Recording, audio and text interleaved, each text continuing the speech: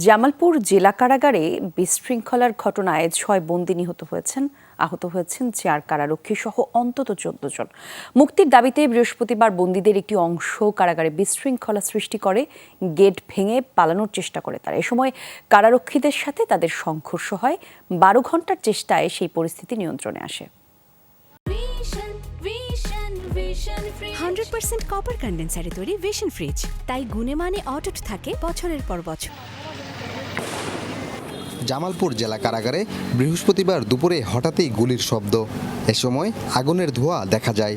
কারাগার এলাকার নিরাপত্তায় দ্রুত ছুটে যায় সেনাবাহিনী। প্রায় ১২ ঘন্টা পর মধ্যরাতে পরিস্থিতি নিয়ন্ত্রণে আসে। পরে ব্রিফ করেন জেলার। তিনি জানান, কারাবন্দী 2 বিভাগে বিভক্ত হয়ে পড়ে। একটি অংশ মুক্তির জন্য দাবি জানায়, আরেকটি অংশ তাদের থামাতে চেষ্টা করে। এ সময় তাদের মধ্যে মারামারিও হয়। এক পর্যায়ে বন্দীদের এক পক্ষ প্রথমে গেট ভেঙে ফেলে, আগুন দেয় বিভিন্ন সেল ও হাসপাতালে। দ্বিতীয় গেট খুলে দেওয়ার জন্য আক্রমণ করে কারারক্ষীদের উপর। পরিস্থিতি নিয়ন্ত্রণে গুলি ছোড়েন কারারক্ষীরা। কারারক্ষীদের গুলি ও বন্দীদের দুপক্ষের মারামারিতে মৃত্যু হয় 6 জনের। এক গ্রুপ কারাগার থেকে বের হয়ে যাওয়ার জন্য চেষ্টা করে, আরেক গ্রুপ তাদেরকে বাইরে না হওয়ার জন্য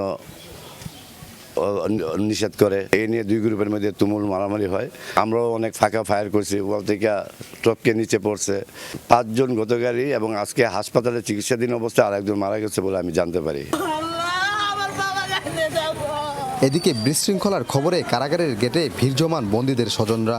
কান্নায় ভেঙে পড়েন তারা।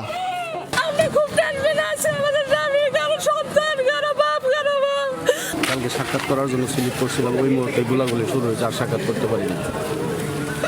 এখন কি অবস্থায় আছে জানি না। পরিস্থিতি নিয়ন্ত্রণের পর আবারও বন্দীদের বিভিন্ন সেলে পাঠানো হয়।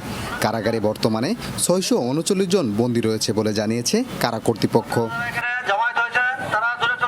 সাগর ফরাজি, যমুনা নিউজ, জামালপুর।